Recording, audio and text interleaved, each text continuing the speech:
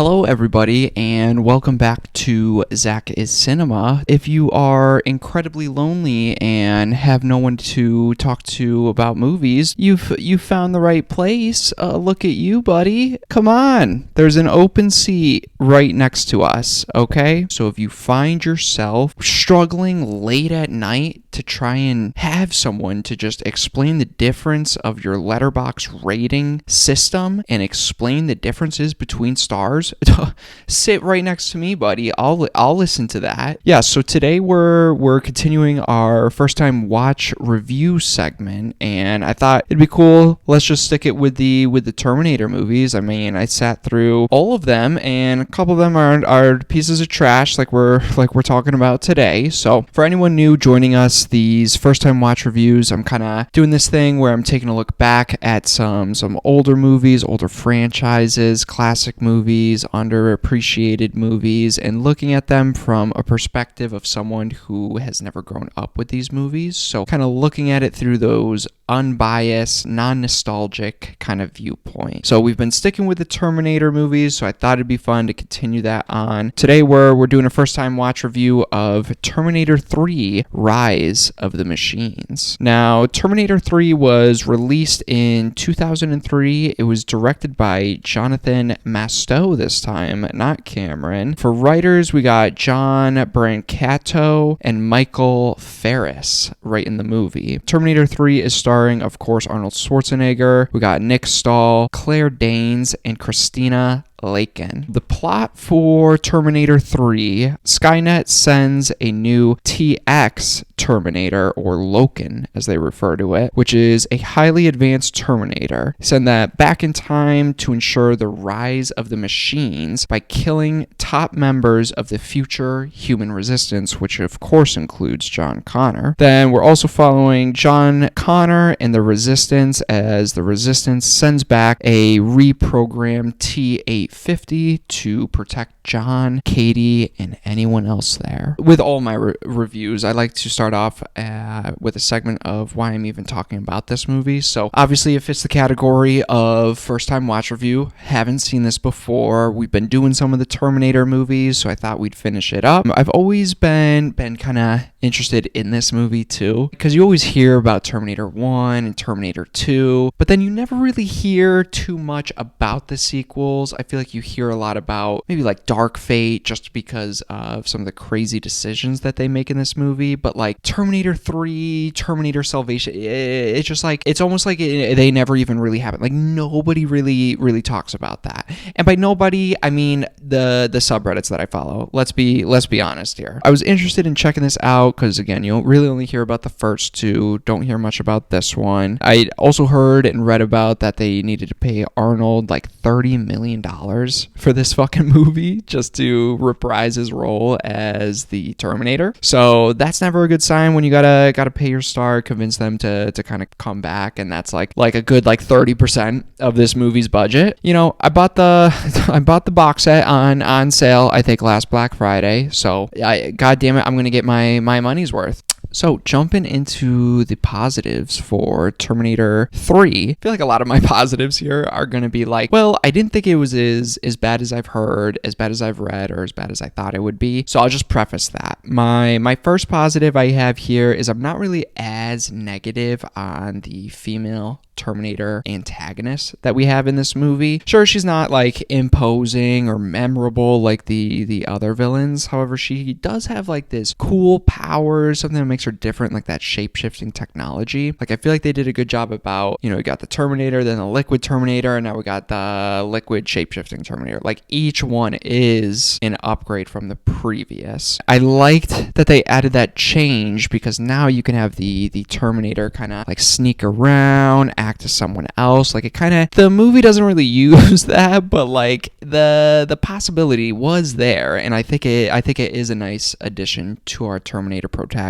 antagonist. My next positive here is there are some pretty like shocking Terminator kills and action set pieces, especially in the beginning when they're kind of like searching for people to kill in the beginning. Like I feel like it doesn't push. I have to double check. I think this is rated R. If it is, it doesn't push that R rating, but it still like delivers on most of the action, most of the violence and the kill scenes. So that definitely carries over from our first two. But my next positive here is, like I was saying previously, they have some great action scenes, some great action set pieces that you remember. Sure, there might not be as memorable as anything in like the first two, but there are a couple. Like, for example, the scene with the evil chick. I don't even remember her name, but the evil chick uses the computer chips to start going after John Connor and has all these different like vehicles chasing after him that she's remotely controlling. So that's definitely a cool, memorable scene that kind of stuck out to me. Again, having these Terminators keep adapting, keep improving the technology, and then they find new ways to kind of attack our heroes for the movie. And then after that chip scene, it kind of leads into this amazing action set piece where I believe Arnold steals this fire truck to save John and Kate, which leads them to being chased by a crane truck, I believe, that the villain is remotely controlling, and it leads to this incredible chase scene with these two huge vehicles like going at it, and then the crane is like down on the crane truck, so then it's like sweeping past like buildings and cars, and you could tell it's all practical. Just the whole road is just like exploding with chaos and vehicle carnage. Like those like big scenes like that, like this one I'm talking about, is really good. It holds up to scenes in the first two. I just wish we had more of them. They're very sparse here. Jumping to my next positive, I do absolutely really love the ending to this movie and how it wraps everything up. I feel like these Terminators have been continuing this trend throughout the first three movies of just wrapping things up very nicely, not leaving a bunch of dangling threads everywhere. Like the main story that we started off with does get wrapped up and does get wrapped up in an interesting way. In this movie, Terminator 3, after the final battle, John and Kate discover that Crystal Peak is not Skynet's computer core that they thought it was, but rather a nuclear fallout shelter. This is when like Skynet becomes self-aware and begins to fire a bunch of nuclear missiles all over the world. And then in this scene, we come to the realization with our characters as well. You just kind of sit there with the characters as they slowly start to realize that the Terminator completed his mission by getting them there to survive the nuclear war, to get them to eventually be our leaders of the resistance. So the whole time we're following Arnold trying to protect them again. We think he's just trying to like keep them alive, but then it adds like a neat little twist there where in reality he is doing his job. He's keeping them alive, but it's at the cost of everyone else because there's really no avoiding it. And I like that ending scene because you just get to slowly realize with our characters as they find out that Judgment Day is inevitable and there's nothing they could have done to stop it. In this scene, it continues on with all like the radios going off of all different parts of the world, like asking for help, asking for who's there. And I just like that John like finally gets this moment to kind of step up and acknowledge himself as this leader, as he's been being told this since early childhood. Like he finally gets that moment in this crazy big scene as the whole world's being nuked, as he realizes the Terminator was there just to save them, protect them. We find this all out with him, and even with all of that going on, he finally steps up in this cool, impactful scene as it wraps up. And my last kind of positive here is I think that like right after this great scene, the great ending scene, it does the ending narration scene that we've been talking about in our past first and second reviews. I'm not a big fan of them. This one, similar issue, but I think it just works better because I think it's a little bit better written, and it's coming from John directly after the revelation that we get in our third act, that he's there, Terminator got him there just to survive pretty much. So we get to find that out, and then in that ending narration scene, it's almost like John just kind of his internal monologue, his internal thoughts just being kind of voiced over at us. Like he's just kind of like explaining what he's like thinking about and knows what he has to do in this moment. And I think it works a little bit better than the first two, because with the first two you have everything wrap up, then there's a bit of a time skip, and then you get the narration scene reiterating all the thoughts and themes of the movie we just watched. But this one, they wrap everything up in the third act, then you get John right there, right away, just kind of leaving us off on wrapping up his final thoughts in this moment. So I do enjoy that a little bit more. But now we're hopping into the negatives, which I definitely have a lot more. I would say this, I'll preface this, it's a fun movie that was definitely better than I anticipated it being, just how little people talk about it. But, you know, as soon as you stop and think about stuff, maybe rewatch, like a lot of issues do kind of pop up here. But killing Sarah Connor off screen is such a disservice to her character and the franchise, especially in those first two movies. She goes on this great arc. The second one, she's a total badass. And then just for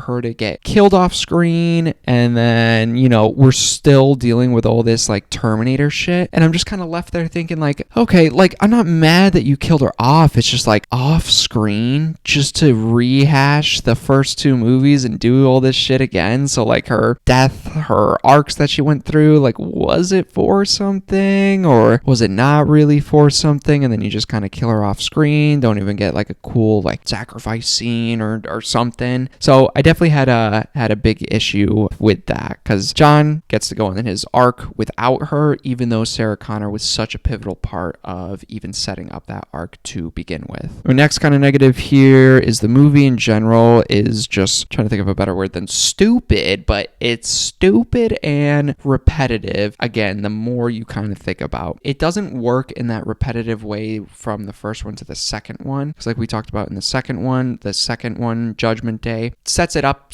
very similar to the first one, but it's on purpose. Like it's for a twist, it's for adding to the story, adding to the characters. Like it flips everything, and it does that because it sets up your expectations like we're just watching the first one again. But then you get to this one, and then it's just the same thing for no real reason, no real clever twist or anything different about it. Like you get our classic introductions of the Terminator and our villain for the movie, and then that's about it. Terminator's there again to help and save, protect John Connor and the people that he's with. So it's just like, okay, we're doing this again after Terminator 2 wrapped up everything so perfectly, and it's not even like there's a purpose behind doing the same thing again. With my other negative, I think just when I got to this point, it just started straining a lot of credibility on Skynet's power and this impending doom Skynet's been built up in the first two movies, to only do the same thing, do the same plot in the third movie. Like by the time we get to this third movie and it's so much less quality and they're rehashing some of our major plot points, it just makes Skynet seem so incompetent that they can destroy the world. But for 3 movies, they have failed to kill the leader of the resistance and the person who birthed and trained him. Like if you could take over the world and nuke it, I think you would be able to kill a mother and her child. Just a thought. So by the time we're getting to this third one, since it's not really doing anything new or different, and Skynet again is like, well, let's fuck it. It didn't work the first time. We'll try a third time. Like it just starts to strain credibility on our villain. My next kind of negative here is just, it's very apparent, and you see the lack of passion, the lack of creativity and direction for this third movie. Kind of initially, just with how different and off it kind of feels. Like Arnold, you could tell, is kind of phoning it in. He's not really giving his best performance here. Nick Stahl as John Connor's not the best actor. He's not very well written. We'll get into it. But then even when it's like first starts off and Arnold arrives to a male strip club and does the whole like talk to the hand. Oh, that was the worst Terminator impression ever. I might cut that out. I don't know. It's just like right off the bat you could tell like, all right, someone someone else directed, someone else wrote this. It just feels out of place. The humor is not working. It just feels off, and you can kind of feel that throughout the movie with little parts like that. Next negative two, such a nitpick, but like the counselor character from, I believe, our first and second movie, definitely our second one, shows up again, but is acting like he totally didn't just see the T-800 arrive with John Connor in the second one to save Sarah Connor from the mental facility. Like, I couldn't tell if they were playing that as like a joke, like he's just like in denial about it, but it's like, again, humor's not working. We're not thinking through our characters. Like, this doctor should be teaming up with John after the shit he just saw. So little things like that, but there are things like that are throughout the movie. So with some of my positives saying like they had great action set pieces, I think that also comes at a negative with some of them too. I think some of them go too over the top and kind of avoids any tension that we have in our scenes. Like, for example, when Arnold is carrying John in that casket and Arnold's character is like getting like shot at with like machine guns, and John Connor's just like in a casket being carried by the Terminator, and then like somehow John Connor survives that. It's just like scenes like that take out the tension, make it over the top and goofy. Like, this has always been a sci-fi franchise, but I would say does a pretty good job of making it a grounded sci-fi franchise, and I think you see in this third one they just push it too much, and with scenes like that it's a little far-fetched, especially John Connor. He's just a human and not even our leader yet. Another negative is our villain isn't bad, she's just unmemorable. Like, when you go up against Arnold Schwarzenegger, the T-1000 liquid metal Terminator, shit we've never seen before, and then you just kind of be like, well, here she is, she's pretty hot. Like, okay, like the shape-shifting shit is cool, but her acting just like fits that early 2000s like cheesy I'm a villain kind of vibe. I don't know if this is necessarily a negative I have with this one, but I just started noticing it with this one. I hate how like some of these Terminators, specifically this one, just don't acknowledge how when Skynet and the Resistance sends so many people back in time to mess with things, how they don't explore or at least acknowledge like some of those ramifications that will be occurring in the future. I feel like any good time travel movie, Back to the Future, they make sure to strictly acknowledge that, and I just don't remember it ever being acknowledged in this movie. And I feel like by the third time we're doing this, I don't know, I feel like they should be like acknowledging some of that by now. One of my other negatives here is just the romance between John and Kate. Like, feels so forced, no chemistry, and they're so poorly written, and it just feels like so awkward on screen, and not in like a, oh, they're cute and awkward. Like, it's not that. It just feels so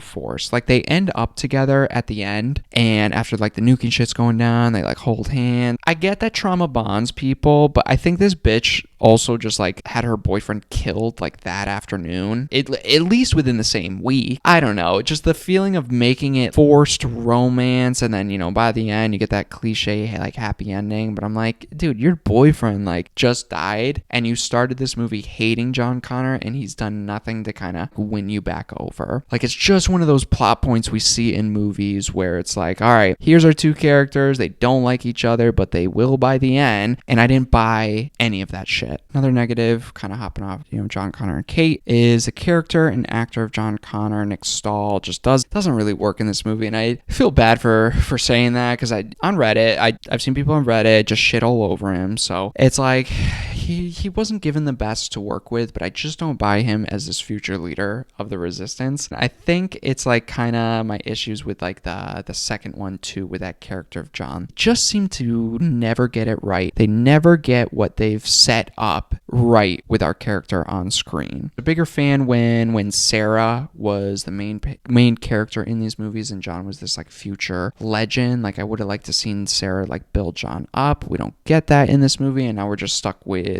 John. And it's like, it's not the same. His writing's not the same. He's not a badass. Like, it's just such a step down, and makes it kind of difficult when we're following him the entire movie. Like Judgment Day and now this third one, 2 movies in a row, they make John this whiny kid with very little redeeming qualities, and he never really gets too many opportunities in these movies to step up and be that legend we've heard so much about. Like, this movie could have given us the chance to finally show us the John Connor, put him on this crazy arc, just like Sarah goes through in the first and second one, yet he really only like steps up at the end. It's a great scene. It's a great way to wrap it up, and I'm glad he gets that like final moment, but it's not enough. In this room, everyone's fucking dead, so of course you're in charge, John. You were just placed there. You're not welcome there if there were other people there, John. It's just like cool he gets his moment. It's a cool scene, but then when you kind of step back, take a look back at it and think about it, it's like, well, was that really the only like scene we get him taking charge and stepping up, saying like, I'm in charge, like, and then that's it? It's like, okay,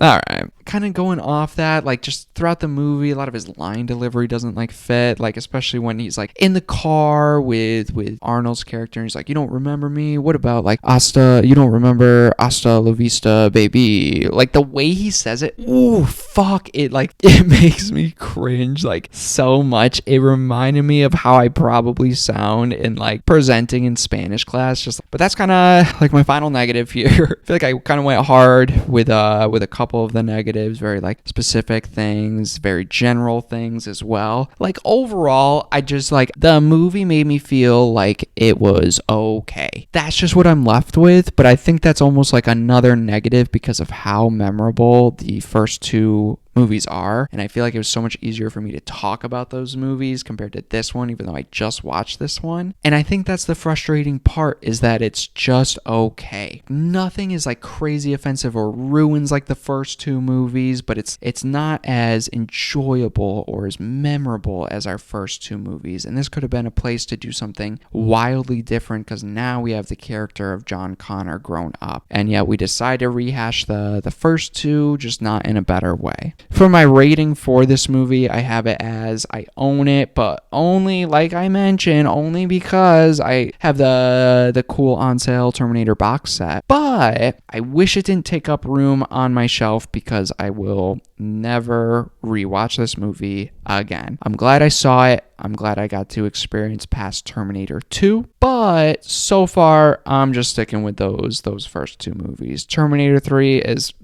and I'm sad it kind of makes my box set a little bit bigger than it should be. That's about it, guys. Thank you again for joining me on another video at ZakIsCinema. Please comment down below your thoughts about Terminator 3, any other movies you might want to see in the future for nostalgic or first-time watch reviews for myself. And again, appreciate anybody who's watching these first couple videos as I'm figuring everything out. I appreciate anybody clicking on these videos. So thank you very much. I will see you guys soon in the next video.